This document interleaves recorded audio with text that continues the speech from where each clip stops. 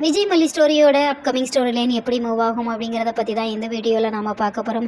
இந்த விஜய் ரேணுகா களத்தில் தாலி கட்ட போகிற அந்த கடைசி நிமிஷத்தில் ஏதாச்சும் ஒரு ஆதாரம் சிக்கும். இந்த சுடர் யார் அப்படிங்கிறத அங்கே இருக்கிற எல்லாருக்குமே நம்ம மல்லி நிரூபிச்சிருவாங்க அப்படின்னு சொல்லி தான் நாமளுமே பல கனவுகளோட இந்த ஸ்டோரியை தொடர்ந்து பார்த்துட்டு இருந்தோம். ஆனால் அதில் 1% கூட நடக்கலை அப்படின்னு தான் சொல்லணும்.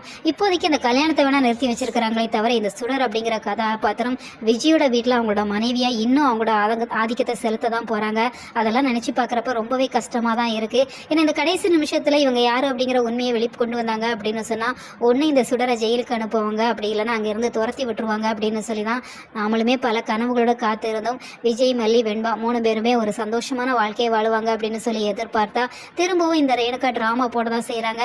ஏன்னா டெஸ்ட் எடுக்கணும் அப்படிங்கிற மாதிரி சொல்லிடுறாங்க. அதுவும் கவர்மெண்ட் டாக்டர் கிட்ட டெஸ்ட் எடுக்கணும் அப்படின்னு சொன்னா நம்மளால வேற ஒண்ணுமே பண்ண முடியாது. அப்படிங்கறதுல எனக்கு இந்த கல்யாணமும் வேண்டாம், ஒண்ணு வேண்டாம், நீ மல்லி சந்தோஷமா இரு, நீ மட்டும் விஜயோட தாலியை கட்டிட்டு அங்கீகாரம் இந்த வீட்டில் வாழணும்னு ஆசைப்படுற, அதான உன்னோட ஆசை, அப்படியே நீ வாழ்ந்துக்கோ, நான் இந்த வீட்டில் என் குழந்தைய பார்த்துட்டு ஒரு வேலைக்காரியா வாழ்ந்துட்டு போறேன் அப்படிங்கிற மாதிரி எல்லாரும் முன்னாடியுமே டிராமா போட்டுறாங்க.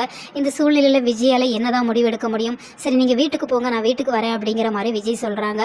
ஆனா இந்த நிஷா ராஜியை பொறுத்த வரைக்கும் மல்லி அந்த வீட்டுக்கு நீ கூட்டிட்டு வரவே கூடாது, நீயும் வா அப்படிங்கிற மாதிரி சொல்றாங்க.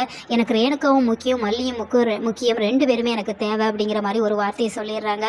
அதனால மல்லி மேல விஜய்க்கு கோபம் இருக்கும் அப்படின்னு சொன்னாலுமே மல்லியை விட்டு கொடுக்க மாட்டாங்க அப்படிங்கிறத பார்க்குறப்ப ரொம்பவே சந்தோஷமாக தான் இருக்குது. ஏன்னா மல்லி அவங்க அண்ணன் வீட்டில் ரொம்ப நாளைக்கு விட்டு வைக்க மாட்டாங்க, கண்டிப்பாக அந்த வீட்டுக்கு கூட்டிகிட்டு போக தான் செய்வாங்க.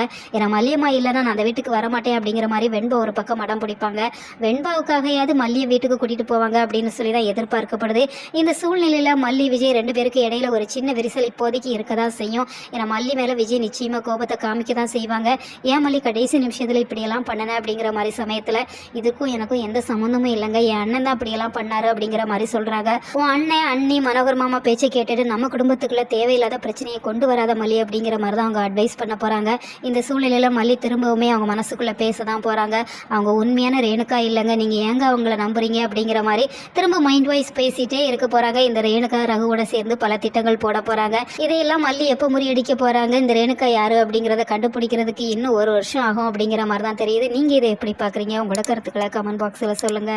மேலும் இது போன்ற வீடியோக்களுக்கு நம்ம சேனலை சப்ஸ்கிரைப் பண்ணுங்க.